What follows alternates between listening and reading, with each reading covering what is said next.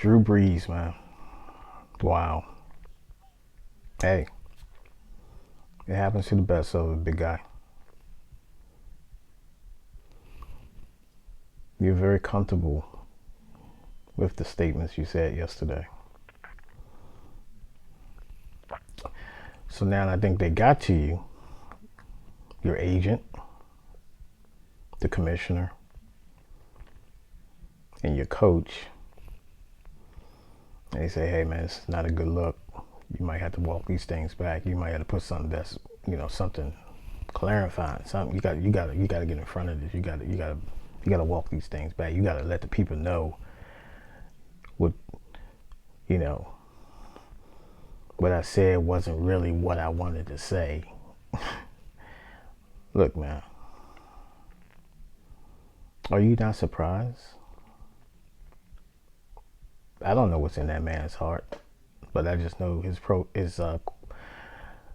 statement yesterday. The timing was horrible, and you have to be able to navigate these questions a little better than what you did. You have to be a little bit more. You have to have used a little bit more tact in responding to some of these questions. But then again, you made the comments. You stick by them. If you want to walk them back the next day because of the uproar, you're a man. You can take it. You deal with it.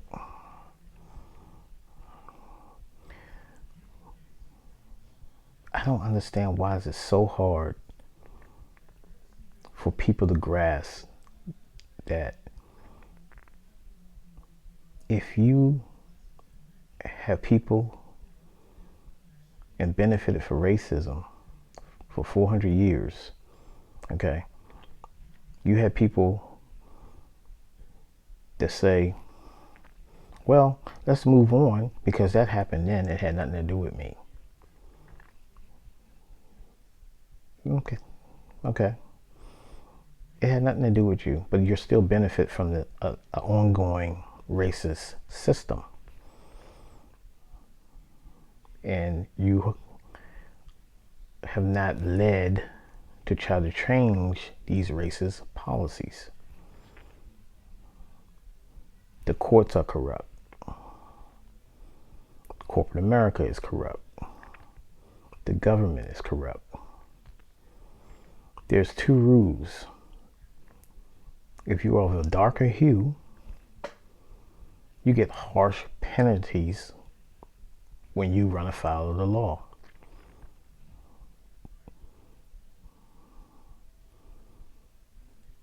You get stereotyped and profiled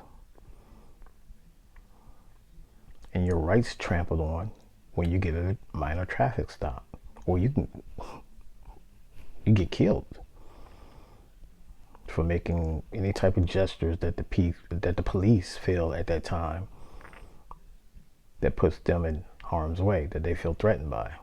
You get shot or thrown on the ground and get a knee on your neck.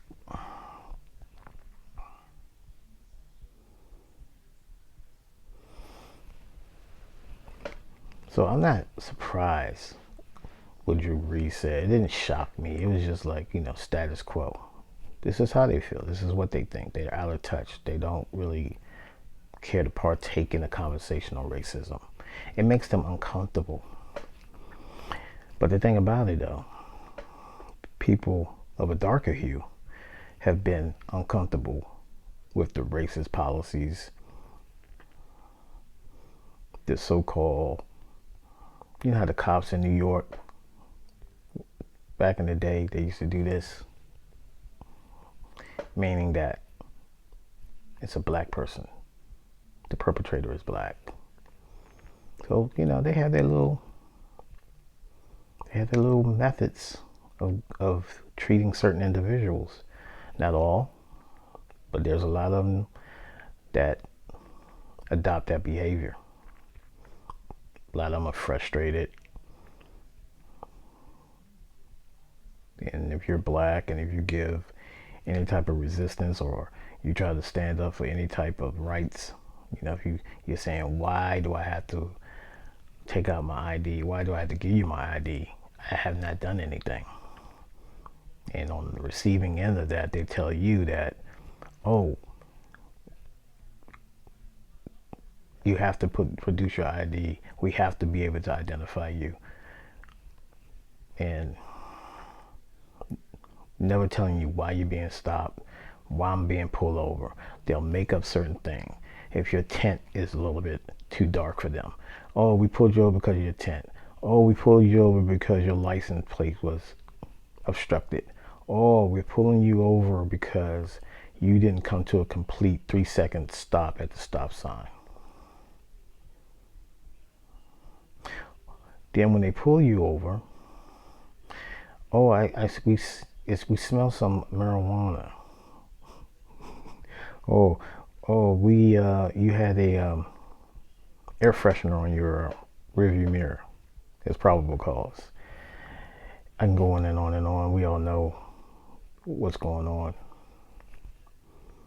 This country is always going to be a racist country. It's built on racism.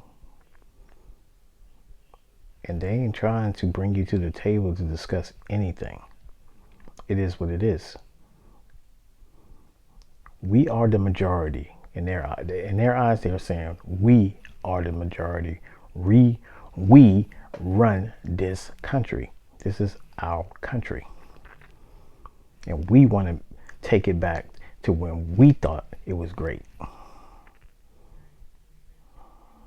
When we can do more oppression, when we can dictate more racist policies. We don't want to have a conversation about racism. It's not racism as far as we see it. It's the law. You're going to do what we tell you to do for as long as we tell you to do it.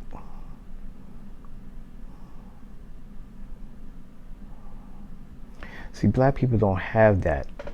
We can't be racist because we're not in any position of power. We don't run government. We're not in the position of these power structures and these corporations and these different organizations and power structure that we can implement a racist policy. Now, we just have to continue to navigate the stupidity that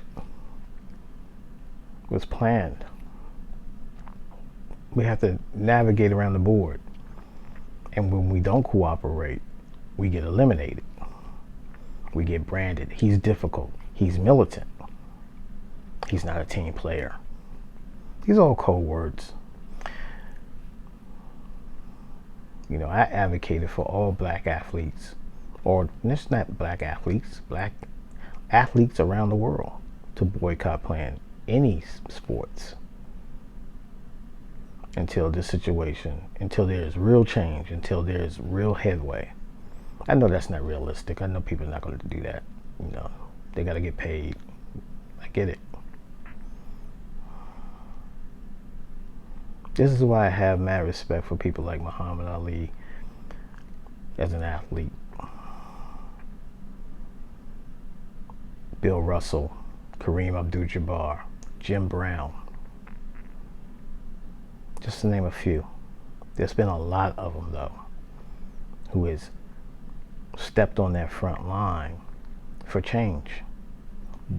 Stepped on the front line just to bring a conversation for change.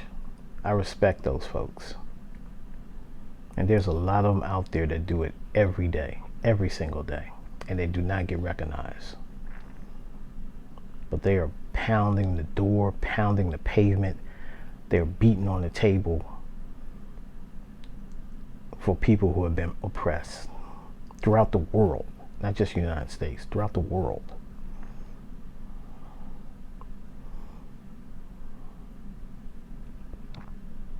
George Floyd was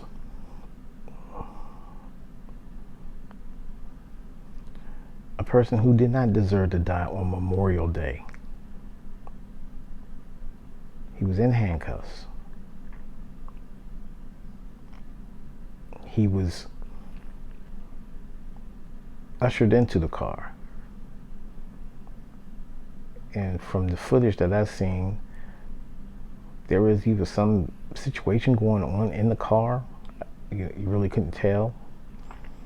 Then he was pulled back out the car, laid on his stomach. He was handcuffed. At that point, to me, it's no threat. But yet you have this killer cop, or killer cops, that pinned him down on the ground.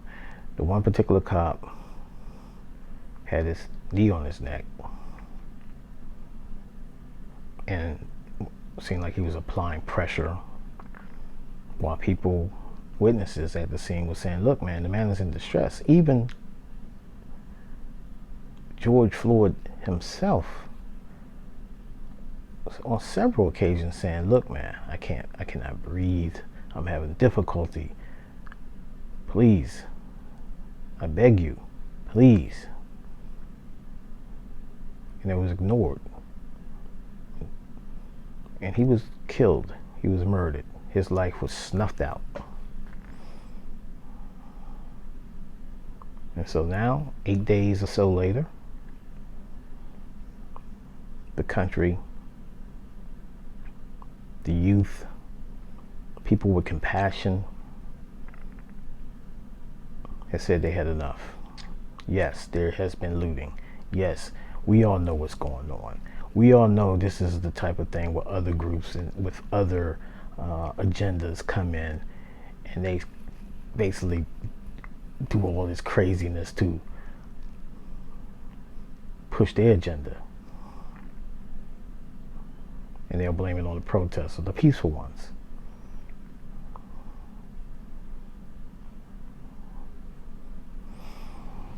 But I do remember growing up, I was 5 years old in 1968, walking to schools in Washington, D.C. And I remember those soldiers. I remember the National Guard out there. I remember playing outside in Southeast D.C., hearing the breaking news that Martin Luther King had been assassinated.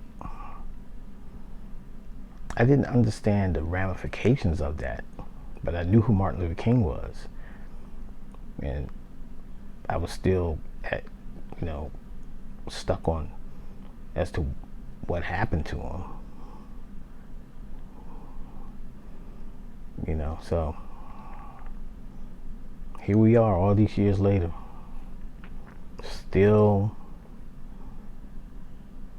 trying to fight for equality.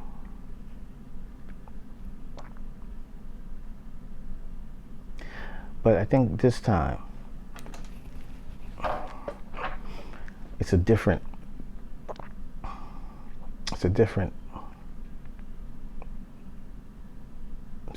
movement that's going now, because I think people are fed up.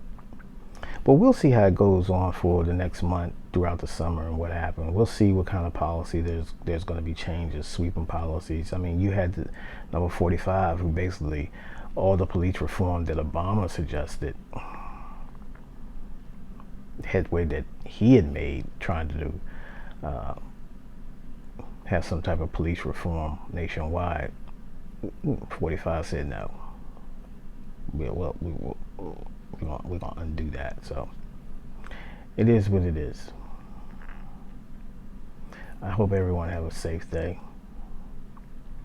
And if you down for what's human rights that we should have, or human rights that everyone should have, you need to be on the front lines and going on your computer, educating yourself. What can we do to help the cause? Other than that,